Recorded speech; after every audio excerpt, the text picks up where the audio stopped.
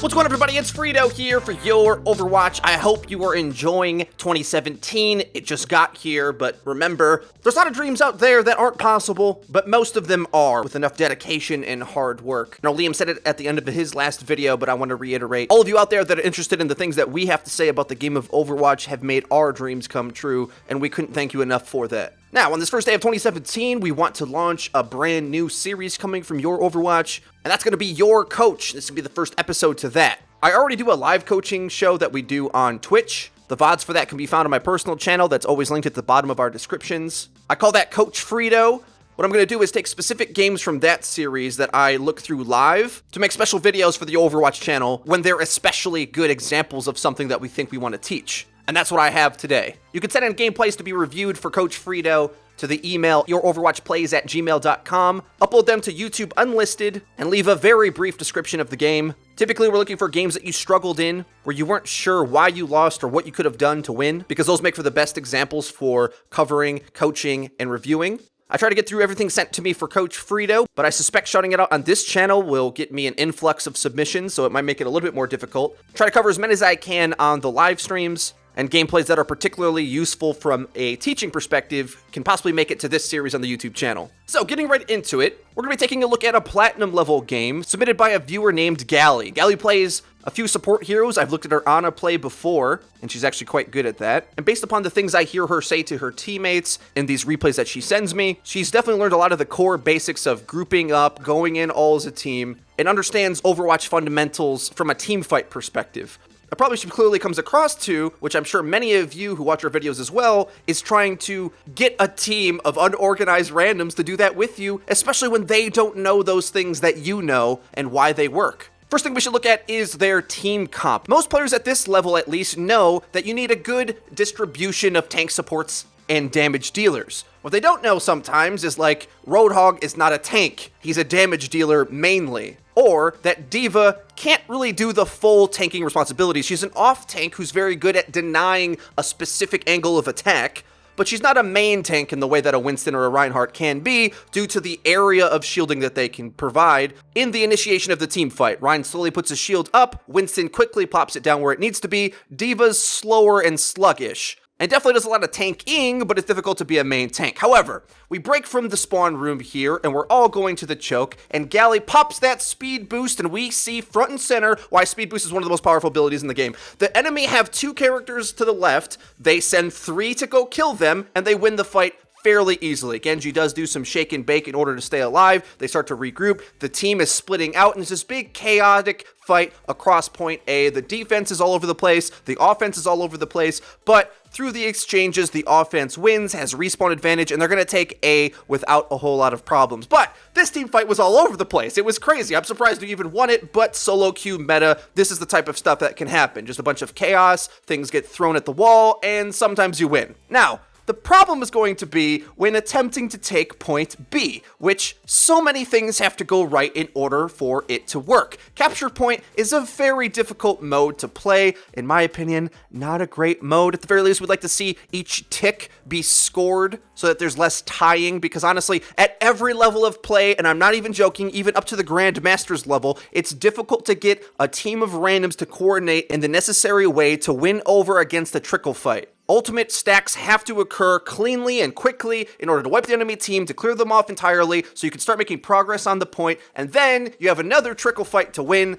and that's how you end up winning on capture point B on just about every mode, because they always have a defensive advantage. Now, the opposite of which kind of happens here. Some ultimates get popped, and though you do get some kills and get some presence on the point, it's difficult to sustain it. The first fairly egregious mistake is that our hero and the Ana are front-facing at the point of contact towards the enemy team's spawn. It baffles me why the D.Va isn't in the same position, out here in front, ready to intercept the incoming wave of defenders that are going to be trying to challenge the point. D.Va can put defensive matrix on their face, boop them along, deal the front-facing damage, take the front-facing damage, but instead, our Ana and Lucio are on the angle of attack. Now, you as the player from this perspective need to know that you can't expect your tanks to be at the right space at the right time a lot of the times, so you have to adjust. Instead of being on the point yourself, you need to make sure at all times that the tank is in front of you from your points of contact. Meaning that These supports could stay alive and still support their tanks from the bridge side, from the lower side, from the far left or the far right, trying to avoid the enemy team's damage. I personally think staying from the bridge is the easiest place to stay. But if you're going to be on point, you have to make sure that your teammates are in front of you to absorb that damage so that you don't die. Because remember, capturing point B is all about staying alive. In order to get onto the point, you need to kill them all quickly. In order to take the point, you have to heal better than they can kill. And if your healers die,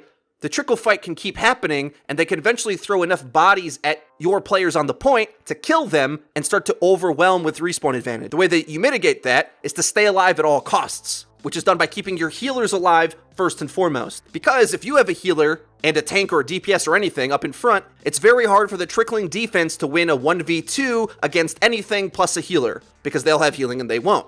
As they come out of spawn, Galli recognized that the whole team was dead and there's no point to fight a losing battle. So she calls for the group up and the Genji flies in to murder them with Genji's sword, slicing and dicing through the entire team lineup. Roadhog misses his hook, feels bad, man, and they all die once again. Still, plenty of time to win this game, nothing to get upset about, but what can't happen is that your team move in to throw deaths at them unorganized. There's no point to contact until you have your full 6. It's so difficult to try to coordinate this, and I can't say I figured out the best way to do it. I've tried to stand in spawn and tell them that we have to group up fully instead of trickling in deaths constantly because the enemy has respawn advantage, and even getting 1 or 2 kills by yourself before your teammates get there isn't good enough. You have to wipe them completely, then sustain on the point. Trickling in deaths over and over just yields you to losing the game over time no matter what. But if your teammates don't know that, and they think you're supposed to just keep diving into the objective and they keep dying, getting 1 to 2 kills, thinking they're doing something, it's difficult to know how to win in this situation. The best thing that you can do is get everyone all together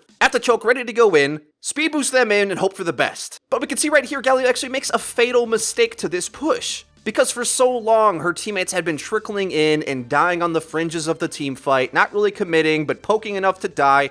She uses her amp to save the Genji's life, which is actually a massive mistake. The whole point of picking Lucio is speed boost. You have to be getting speed boost value. There's so many characters that exist like this in the game. Mei's got to get wall value, Mercy's got to get res value.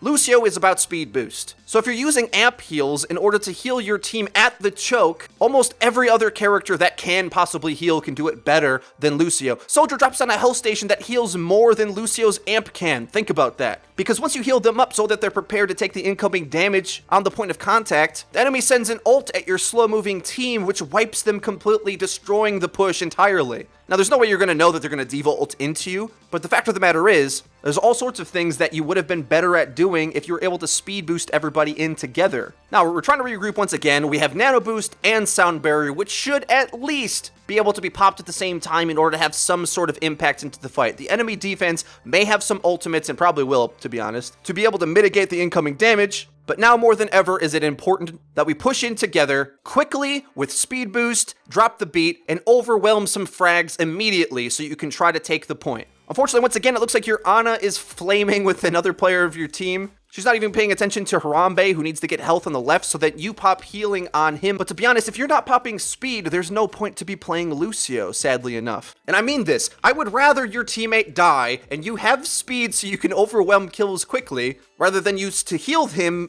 for not really that much, then go into the choke slowly. Galli finally gets her drop the beat off. It almost looks like it could work, but again, respawn advantage, the speed at which that you try to take this push, way too slow for any of that to work. At this point, especially when your ultimate is down, it's time to start considering a swap. I'm going to freeze frame your team composition and the enemy team's composition so we can start to theory craft what might work. Interestingly enough, the enemy team is running 3 DPS, and your team's running 3 DPS. A lot of people blame me for saying 3 DPS is viable because it plagues lower ranks, but I got a secret for you. Before I said anything about it, they were running 3, 4, 5, 6, 7 DPS in a team comp way before I even said it was viable. It is viable, but just like any other team composition, it requires the team to work it properly in order for it to work. Now, the truth of the matter is, if we're able to notice how the game has been going on thus far, we know we haven't been getting speed boost value anyway. And as soon as that's not happening, we can start to question whether we need the Lucio on our team or not. If the team is far too uncoordinated to utilize the presence of speed boost, you're going to get bigger impact on another hero.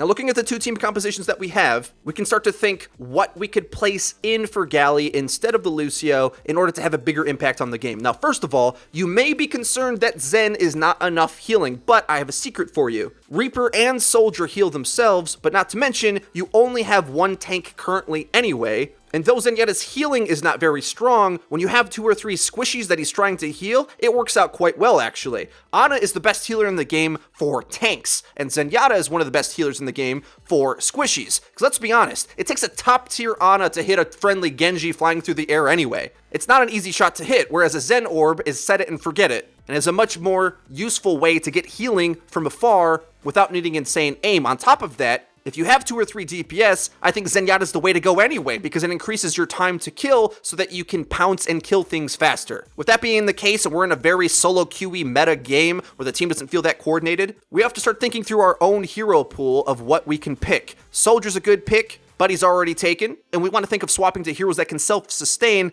and have a good impact against the enemy team. Mei might be a good choice, but the enemy doesn't even have any tanks for you to wall off anyway, and though she can heal herself and probably win a duel or 2 against some of the enemy players, she's not going to be as big of impact as I would like. Tracer doesn't need a healer, as she can zip to health packs herself and recall damage anyway, but unless you're a pretty darn good Tracer, it's going to be difficult to avoid the stun at close range from McCree, as well as you're going to have to fight some difficult battles against the Sleep Dart. Soldier can heal himself. It's a battle that you could win, but you need to know going into it you have enough skill to do so. Now let me get to the key that I think will desperately win this game. Roadhog. Not only is he one of the most important characters in the entire meta, which you should always think if your team isn't running, the only tank that the enemy has is D.Va. And Roadhog is one of the best heroes in the game at punishing D.Va, because he can crowd control her through defense matrix, pulling her into your team so you can focus fire her. And once D.Va's out of the picture, your other DPS options will be able to go off to the races. And everyone else on the enemy team is an insta-kill for you, and you can heal yourself. So the fact that you only have one healer will probably be fine. And the last swap that I think could work here is going Reinhardt. Granted, you only have one healer, but the fact of the matter is running a Winston as the main tank is incredibly difficult for your team to set up. Even in organized 6-man teams, it can be very difficult to understand the complexity of how an engagement works when Winston's the main tank, because he can't just dive in at every opportunity. He has to pick his battles very carefully, meaning that the rest of your team have to pick their battles very carefully because they don't have a lot of shielding to help them until the engagement starts. Reinhardt, on the other hand, has a massive shield that you can have everyone get behind. It's much more self-explanatory, not to mention that the enemy team doesn't have a Reinhardt either. So that all the while that you keep your shield up, pressing into the engagement, your team has 2,000 HP that they wouldn't otherwise have. And that's an important thing to note. It's always more important to make sure your shielding is set before you're healing, because shielding is health that doesn't need to be healed away. If you're able to win the team fight before you even take damage, it doesn't matter if you only have 1 or 0 healers. It isn't ideal either, but actually having a proper tank in this scenario would mean that you could front face into the engagement and have multiple seconds where they can deal no damage to you and you can deal damage to them because they don't have a Reinhardt either, which honestly isn't uncommon in matchmaking at a lot of the ranks. Honestly, the team comp that you have now could potentially work on this point. If Winston dives the correct target, Reaper comes with him, Soldier's at an alternate angle, and Genji's mopping up something else, the comp you have now could actually work, but only if you get the speed boost off in order to set up the initiation quickly to find the frags and snowball instantly. There can't be any of this moseying around on the point of contact, slowly going in while part of your team dies. The focus fire and dive has to happen instantly. Because just look on this last point, your entire team split up, which actually wasn't a bad idea with the type of comp that you had. You end up fragging the Genji and the McCree, which even goes to show further that because you're not using speed boost anyway, you could have easily been any other character in this environment, and the team fight likely would have went in your favor. I know a lot of the times in matchmaking, people flame you for not taking a comp they think is appropriate. But if you actually do know what you can get done on a certain hero and how it will affect the team fight, don't let them bully you around. And at the same token, if you're one of these players that flame somebody who thinks they have a good idea on how to play the game and wants to get creative with a pick, don't flame them back. You don't have to be that guy. I've seen far too many games become instant losses to be able to support a very quote-unquote standard way to play. Because honestly, most of the time, the standard way to play isn't as standard as you think anyway. No one is an expert on this game. It's too complex for that to be the case. Instead, allow yourself and teammates to be creative in order to find ways to win, because in my opinion at least, it's far more frustrating to try to just play the standard game and then lose anyway. Whereas if you know you're good at one of these other heroes that I suggested, or at the very least develop a workable knowledge of how they play so that you can fit in the team dynamic and be that crucial piece to win a game, pick them. Don't feel you're forced to play certain heroes that your equally ranked teammates think you're really bad for coming up with. Unfortunately, you're gonna have to stop communicating with them and through your play, drag them to the victory kicking and screaming. That philosophy works a lot better than just forcing a pick that requires teamwork to work. Just like I know I said to pick Reinhardt, but if you go up one way, shield for the team, but no one gets behind you and no kills happen, and you have no presence in the fight, my suggestion to swap continues. There's no easy answer, and you just have to try things and see what your teammates gel with. And at the very least, swapping your pick can throw the enemy for a loop. Surprising them with a style of play that they hadn't been encountering for the last few minutes can open up a play in its own right, because now you're doing something to them that they hadn't had to work with before. Guys, what do you think of the first episode of Your Coach? I hope you enjoyed the video, and if you did, please hit the like button. It really does help us out. Subscribe for more. We upload each and every day. And be sure to hit the bell icon so you get notified when new videos go live. Follow us on Twitter at YourOverwatchYT for stream announcements, updates, and other cool clips that we post there. Check out our Discord to interact with the Overwatch community and find teammates to pair up with. That's been it for me. I've been FREEDO for Your Overwatch. I'll see you guys next time.